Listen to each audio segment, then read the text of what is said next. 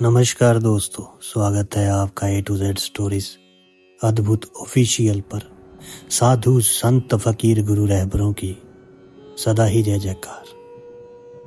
एक समय गुरु गोरखनाथ जी सिद्ध महात्मा काशी बनारस में स्वामी रामानंद जी जो कबीर साहब जी के गुरु थे उनसे शास्त्रार्थ करने के लिए यानी कि ज्ञान गोष्ठी के लिए, ज्ञान चर्चा करने के लिए एकत्रित हुए। तब कबीर साहब भी अपने पूज्य गुरुदेव स्वामी रामानंद जी के साथ पहुंचे थे। एक उच्च आसन पर रामानंद जी बैठे, उनके चरणों में बालक रूप में कबीर जी बैठे। गुरु गोरखनाथ जी भी एक उच्च आसन पर बैठे थे और अपना त्रिशूल अपने आसन के पास ही जमीन में गाड़ रखा था। गुरु गोरखनाथ जी ने कहा कि रामानंद, मेरे से चर्चा करो। उसी समय बालक रूप में कबीर साहब ने कहा, नाथ जी पहले मेरे से चर्चा करें, पीछे मेरे गुरुदेव से बात करना। योगी गोरखनाथ प्रतापी, तासो तेज पृथ्वी कांपी, काशी नगर में सो पग पर ही रामानंद से चर्चा करही। चर्चा में गोरख जय पावे, कंठी तोरे तिलक छुड़ावे। सत्य कबीर शिष्य जो भायो, ये वृतांत सो सुनी लायो। गोरखनाथ के डर के मारे, वैरागी नहीं भेष सवारे। तब कबीर आज्ञा अनुसारा, वैष्णव सकल स्वरूप संवारा। सो सुधी गोरखनाथ जो पायो, काशी नगर शीघ्र चलायो। रामानंद को खबर पठाई, चर्चा करो मेरे संगाई। रामानंद की पहली पोरी, सत्य कबीर बैठे 30 ठोरी। कहे कबीर सुन गोरखनाथा, चर्चा करो हमारे साथा। प्रथम चर्चा करो संग मेरे, पीछे मेरे गुरु को टेरे। बालक रूप कबीर निहारी, तब गोरखता ही वचन उचारी। अब गुरु गोरखनाथ जी ने जब अपने एक चेले को भेजा रामानंद जी के पास कि जाकर उनको बोलो कि गुरु गोरखनाथ उनसे चर्चा करना चाहते हैं, ज्ञान गोष्ठी करना चाहते हैं, और जो उसमें विजय प्राप्त कर लेगा वो अपने चेले जो हैं, चेलों के संग उनको दूसरे को माथा टेकेगा जो विजयी होगा। तो इससे रामानंद जी डर गए थे, घबरा गए थे कि यार वो तो बहुत बड़े सिद्ध हैं, संत हैं, और वो बहुत ही तंत्र मंत्र करते हैं और तंत्र मंत्रों को देखकर लोग उन्हें विजयी कह देंगे। पर तब कबीर जी उनके साथ आ गए। अब इस पर गुरु गोरखनाथ जी, जब कबीर जी ने कहा आप मेरे से पहले ज्ञान चर्चा कीजिए, मेरे गुरु से बाद में करना, इस पर गुरु गोरखनाथ जी ने कहा, तू बालक कबीर जी कब से योगी बन गया? कल जन्मा अर्थात छोटी आयु का बच्चा, और चर्चा मेरे यानी कि गुरु गोरखनाथ के साथ। तेरी क्या आयु है और कब वैरागी संत बन गए? गोरखनाथ जी का प्रश्न कि कब के भय वैरागी कबीर जी, कब से भय वैरागी? कबीर जी ने उत्तर दिया, नाथ जी जब से भय वैरागी मेरी, आद अंत सुध लागी। धूधू कार आदि को मेला, नहीं गुरु नहीं था चेला।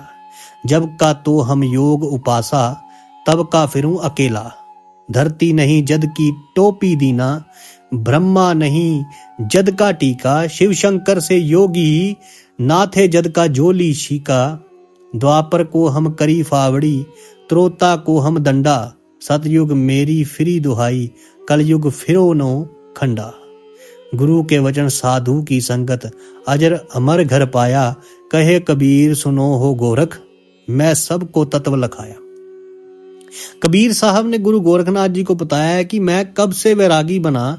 साहब कबीर ने उस समय वैष्णव संतों जैसा वेश बना रखा था, जैसे रामानंद जी ने बाना जो वेश बना रखा था। मस्तिष्क में चंदन का टीका, टोपी व झोली, सिक्का, एक फावड़ी जो भजन करने के लिए लकड़ी की अंग्रेजी के अक्षर में टी के आकार की होती है, तथा एक डंडा लकड़ी का लट्ठा साथ लिए हुए थे। ऊपर के शब्द में कबीर साहब ने कहा है कि जब कोई सृष्टि, काल सृष्टि नहीं थी तथा ना सतलोक सृष्टि थी, मैं अनामी लोक में था और कोई नहीं था। चूंकि कबीर साहब ने ही सतलोक सृष्टि शब्द से रची थी, तथा फिर काल ज्योति निरंजन ब्रह्म की सृष्टि भी सतपुरुष ने रची। जब मैं अकेला रहता था, जब धरती भी नहीं थी, तब से मेरी टोपी जानो। ब्रह्मा जो गोरखनाथ तथा उनके गुरु मछंदरनाथ आदि सर्व प्राणियों के शरीर बनाने वाला पैदा भी नहीं हुआ था, तब से मैंने टीका लगा रखा है, अर्थात मैं कबीर तब से सतपुरुष आकार रूप में ही हूं। सतयुग, त्रेता युग, द्वापर तथा कलयुग, ये 4 युग तो मेरे सामने असंख्यों जा लिए। कबीर साहब जी ने कहा कि हमने सतगुरु वचन में रहकर अजर अमर घर सतलोक पाया, इसलिए सर्व प्राणियों को तत्व वास्तविक ज्ञान बताया है कि पूर्ण गुरु से उपदेश लेकर आजीवन गुरु वचन में चलते हुए पूर्ण परमात्मा का ध्यान सुमरण करके उसी अजर अमर सतलोक में जाकर जन्म मरण रूपी अति दुखमयी संकट से बच सकते हो। इस बात को सुनकर गुरु गोरखनाथ जी ने पूछा है कि आपकी आयु तो बहुत छोटी है, अर्थात आप लगते तो बालक से हो। जो बूझे सोई बावरा, क्या है उम्र हमारी, असंख्य युग प्रलय गई तब का ब्रह्मचारी। कोटि निरंजन हो गए परलोक सिधारी, हम तो सदा महबूब हैं स्वयं ब्रह्मचारी। अरबों तो ब्रह्मा गए 49 कोटि कन्हैया, 7 कोटि शंभू गए मोर एक नहीं पलैया। कोटन नारद हो गए मोहम्मद से चारी, देवतन की गिनती नहीं है क्या सृष्टि विचारी। नहीं बूढ़ा नहीं बालक ना ही कोई भाट भिखारी, कहे कबीर सुनो हो गोरख ये है उम्र हमारी। अब श्री गुरु गोरखनाथ जी सिद्ध को सतगुरु कबीर साहब अपनी आयु का विवरण ऐसे देते हैं कि असंख्य युग प्रलय में गए हैं, तब का मैं वर्तमान हूं अर्थात अमर हूं। करोड़ों ब्रह्म शरपुरुष अर्थात काल भगवान मृत्यु को प्राप्त होकर पुनर्जन्म प्राप्त कर चुके हैं, तब का मैं हूं। उन्होंने कहा कि एक ब्रह्मा की आयु 100 वर्ष की है। ब्रह्मा का एक दिन 1000 चतुर्युग और उतनी ही रात्रि, दिन रात 2000 चतुर्युग। ब्रह्मा जी के एक दिन में 14 इंद्रों का शासन काल समाप्त हो जाता है। एक इंद्र का शासन काल 72 चतुर्युग का होता है। इसलिए वास्तव में ब्रह्मा जी का एक दिन 1008 चतुर्युग का होता है तथा इतनी ही रात्रि, परंतु इसको 1000 चतुर्युग ही मानकर चलते हैं। महीना 60,000 चतुर्युग, वर्ष 7,20,000 चतुर्युग की। ब्रह्मा जी की आयु 7,20,000 गुणा 100 यानी 7,20,00,000 चतुर्युग की है। ब्रह्मा से 7 गुना ज्यादा विष्णु जी की आयु है, यानी 50,40,00,000 चतुर्युग की विष्णु जी की आयु है। विष्णु जी से 7 गुना ज्यादा शिव जी की आयु है, यानी 3,52,80,00,000 चतुर्युग की शिव जी की आयु है। ऐसी आयु वाले 70,000 शिवजी यहां से चले गए। तब एक ज्योति निरंजन ब्रह्म मरता है। पूर्ण परमात्मा के द्वारा पूर्व निर्धारित किए समय पर एक ब्रह्मांड में महाप्रलय होती है। यह 70,000 शिव अर्थात एक सदाशिव ज्योति निरंजन की जब यहां से विदाई होती है, एक युग होता है परम ब्रह्म का। परम ब्रह्म का एक दिन 1000 युग का होता है, इतनी ही रात्रि होती है। 30 दिन रात का एक महीना तथा 12 महीनों का परम ब्रह्म का एक वर्ष हुआ तथा 100 वर्ष की परम ब्रह्म की आयु है। पर ब्रह्म की भी मृत्यु होती है। ब्रह्म अर्थात ज्योति निरंजन की मृत्यु पर ब्रह्म के एक दिन के पश्चात होती है। पर ब्रह्म के 100 वर्ष पूरे होने के पश्चात एक शंख बजता है। सर्व ब्रह्मांड नष्ट हो जाते हैं, केवल सतलोक व ऊपर तीनों लोक ही शेष रहते हैं। इस प्रकार कबीर साहब ने कहा कि करोड़ों ज्योति निरंजन मर लिए चले गए, मेरी एक पल भी आयु कम नहीं हुई, अर्थात मैं वास्तव में अमर पुरुष हूं। अन्य भगवान जिसका तुम आश्रा लेकर भक्ति कर रहे हो, वे आते जाते रहते हैं, फिर आप अमर कैसे हो सकते हो? अरबों तो ब्रह्मा गए, 49 कोटि कन्हैया, 7 कोटि शंभू गए, मोर एक नहीं पलैया। यहां देखे अमर पुरुष कौन है? 343 करोड़ त्रिलोकीय ब्रह्मा जब यहां से चले जाते हैं, 49 करोड़ त्रिलोकीय विष्णु तथा 7 करोड़ त्रिलोकीय शिव जी जब यहां से चले जाते हैं तब एक ज्योति निरंजन काल ब्रह्म मरता है, जिसे गीता जी के अध्याय 15 के श्लोक 16 में क्षर पुरुष नाशवान भगवान कहा है। इसे ब्रह्म भी कहते हैं तथा इसी श्लोक में जिसे अक्षर पुरुष अविनाशी कहा है वे पर ब्रह्म है, जिसे अक्षर पुरुष भी कहते हैं। अक्षर पुरुष अर्थात पर ब्रह्म भी नष्ट होता है। ये काल भी करोड़ों समाप्त हो जाएंगे। जब सर्व अंडों अर्थात ब्रह्मांडों का नाश होगा, केवल सतलोक व उससे ऊपर के लोग शेष रहेंगे। अचिंत सत्य पुरुष के आदेश से सृष्टि रचेगा। यही क्षर पुरुष तथा अक्षर पुरुष की सृष्टि पुनर्प्रारंभ होगी, जो गीता के अध्याय 15 के श्लोक 17 में कहा है कि वे उत्तम पुरुष पूर्ण परमात्मा तो कोई और ही है, जिसे अविनाशी परमात्मा नाम से जाना जाता है। वे पूर्ण ब्रह्म परमेश्वर सतपुरुष स्वयं परमात्मा है। केवल सतपुरुष अजर अमर परमात्मा है तथा उसी का सतलोक सतधाम अमर है, जिसे अमर लोक भी कहते हैं। उन्हें ही कबीर साहब भी कहा गया है। वहां की भक्ति करके भक्त आत्मा पूर्ण मुक्ति होते हैं, जिसका कभी मरण नहीं होता। कबीर साहब ने कहा कि ये उपलब्धि सत्य नाम के जाप से प्राप्त होती है, जो उसके मर्म भेदी गुरु से मिले तथा उसके बाद सार नाम मिले तथा साधक आजीवन मर्यादा में रहकर तीनों मंत्रों ओम तथा तत् जो सांकेतिक है तथा सत भी सांकेतिक है का जप करे, तब सतलोक में वास तथा सतपुरुष प्राप्ति होती है। करोड़ों नारद तथा मोहम्मद जैसी पाक पवित्र आत्मा भी आकर जन्म कर जा मर चुके हैं। देवताओं की तो गिनती नहीं। मानव शरीरधारी प्राणियों तथा जीवों का तो हिसाब क्या लगाया जा सकेगा। कबीर साहब ना बूढ़ा हो, ना मालक, ना बालक। मैं तो जवान रूप में रहता हूं, जो ईश्वरीय शक्ति का प्रतीक है। ये तो मैं लीलामयी शरीर में आपके समक्ष हूं। कहे कबीर सुनो जी गोरख, मेरी आयु ये है जो आपको ऊपर बताई है।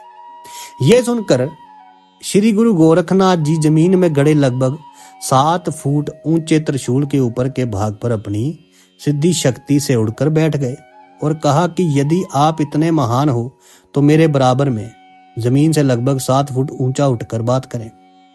यह सुनकर कबीर साहब, भोलेनाथ जी ज्ञान गोष्ठी के लिए आए हैं ना कि नाटकबाजी करने के लिए। आप नीचे आए तथा सर्व भक्त समाज के सामने यथार्थ भक्ति संदेश दें। श्री गुरु गोरखनाथ जी ने कहा कि आपके पास कोई शक्ति नहीं है। आप तथा आपके गुरु जी दुनिया को गुमराह कर रहे हो। आज तुम्हारी पोल खुलेगी। ऐसा हो तो आओ बराबर। तब कबीर साहब ने बार बार प्रार्थना करने पर भी नाथ जी बाज नहीं आए, तो कबीर साहब ने अपनी पराशक्ति से पूर्ण सिद्धि का प्रदर्शन किया। कबीर साहब की जेब में एक कच्चे धागे की रील थी, जिसमें लगभग 150 फुट लंबा धागा लिपटा था। उनको निकाला, धागे का एक सिरा पकड़ा और आकाश में फेंक दिया। वे सारा धागा उस बंडल से उधड़कर सीधा खड़ा हो गया। कबीर साहब जमीन से आकाश में उड़े तथा लगभग 150 फुट सीधे खड़े धागे के ऊपर वाले सिर पर बैठकर कहा कि आओ नाथ जी, बराबर में बैठकर चर्चा करें। गुरु गोरखनाथ जी ने ऊपर उड़ने की कोशिश की, लेकिन उल्टा जमीन पर टिक गए। अब कबीर साहब के सामने सिद्धियां निष्क्रिय हो गई। जब गुरु गोरखनाथ जी की कोई कोशिश सफल नहीं हुई, तब जान गए कि ये कोई मामूली भक्त या संत नहीं है, जरूर कोई अवतार ब्रह्मा विष्णु महेश में से। तब कबीर साहब ने कहा कि हे परम पुरुष, कृपया नीचे आएं और अपने दास पर दया करके अपना परिचय दें। आप कौन सी शक्ति है? गुरु गोरखनाथ ने कहा। किस लोक से आना है? तब कबीर साहब नीचे आए और कहा कि अवधु अविगत से चलाया, कोई मेरा भेद मर्म नहीं पाया। ना मेरा जन्म ना गर्भ बसेरा, बालक है दिखलावा। काशी नगर जल कमल पर डेरा, तहां जुलाहे ने पाया। माता पिता मेरे कछु नाही, ना मेरे घर दासी। जुल्हा को सुत आन कहाया, जगत करे मेरी हांसी। 5 तत्व का धड़ नहीं मेरा, जानू ज्ञान अपारा। सत्य स्वरूपी नाम साहेब का, सो है नाम हमारा। अदर दीप सतलोक गगन गुफा में, तहां निज वस्तु सारा, ज्योति स्वरूपी अलख निरंजन, ब्रह्म भी धरता ध्यान हमारा। हाड़ चाम लोहू नहीं मोरे, जाने सत्य नाम उपासी, तारण तरण अबे पद दाता, मैं हूं कबीर अविनाशी। कबीर साहब ने कहा कि हे अवधूत गोरखनाथ जी, मैं तो अविगत स्थान, जिसकी गति भेद कोई नहीं जानता, उस सतलोक से आया।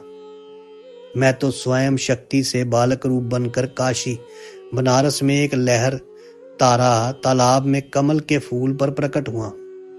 वहां पर नीरू नीमा नामक जुलाहा दंपति को मिला, जो मुझे अपने घर ले आए।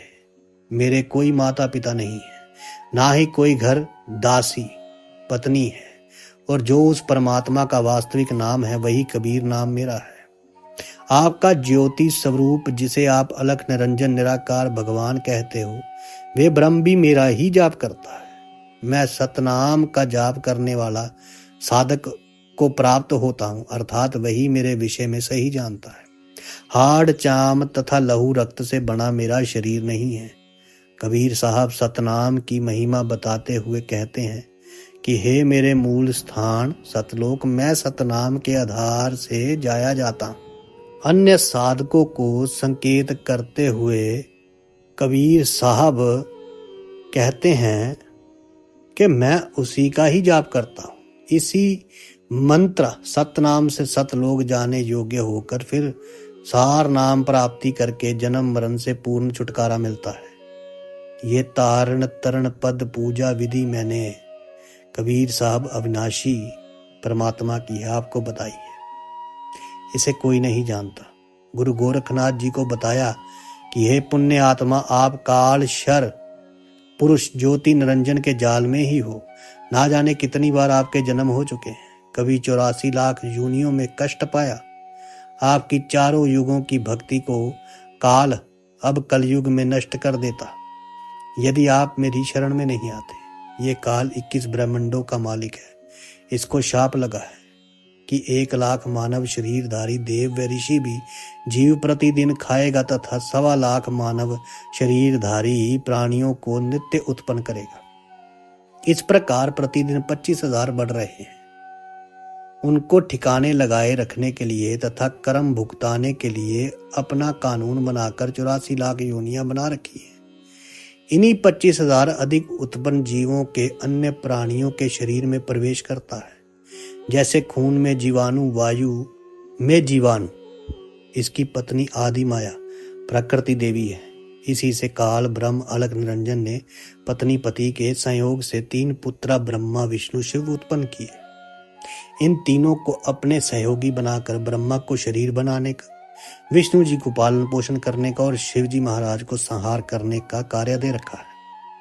इनसे प्रथम तप करवाए जाते हैं, फिर सिद्धियां भर देते हैं, जिसके आधार पर इनसे अपना काम करवाया जाता है, और अंत में इन्हें जब ये शक्ति रहित हो जाते हैं, इनको भी वापस बुला लिया जाता है। अब ये बातें सुनकर गुरु गोरखनाथ जी के मन में विश्वास हो गया कि कोई शक्ति तो है जो कुल का मालिक है। गुरु गोरखनाथ ने कहा कि मेरी एक शक्ति और देखो। ये कहकर गंगा की ओर चल पड़े। सर्व दर्शकों की भीड़ भी साथ ही चली। लगभग 500 फुट पर गंगा नदी थी। उसमें जाकर छलांग लगाते हुए कहा कि मुझे ढूंढ दो, फिर मैं गोरखनाथ आपका शिष्य बन जाऊंगा। गुरु गोरखनाथ मछली बन गए। कबीर साहब ने उसी मछली को पानी से बाहर निकालकर सबके सामने गुरु गोरखनाथ बना दिया। तब गोरखनाथ जी ने कबीर साहब जी को पूर्ण परमात्मा स्वीकार किया और शिष्य बने।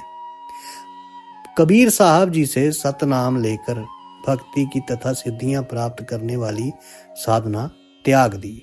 गीता के अध्याय 14 के श्लोक 26-23 का भाव है कि साधक अव्याभिचारिणी भक्ति अर्थात पूर्ण आश्रित काल ब्रह्म पर होकर देवी देवताओं तथा माता राजगुण ब्रह्मा, सतगुण विष्णु, तम गुण शिव आदि की पूजा त्याग कर केवल मेरी भक्ति करता है और एक मेरु मंत्र ओम का जाप करता है, वे उपासक उस परमात्मा को पाने योग्य हो जाता है और आगे की साधना कर कर उस परमानंद के परम सुख को भी मेरे ही माध्यम से प्राप्त करता है। ऐसे ही गुरु गोरखनाथ जी ने भी एक मंत्र अलख निरंजन का जप तथा चांचरी मुद्रा की साधना की। तब कबीर साहब ने उन्हें ओम तथा सोहम मंत्र दिया तथा काल जाहर से बाहर किया। साधु संत फकीर गुरु रहबरों की सदा ही जय जयकार। ये कथा जो है ये भगत रामपाल उनके द्वारा ये बताई गई है, तो हमने आपके साथ साझी की। साधु संत फकीर गुरु रहबरों की सदा ही जय जयकार।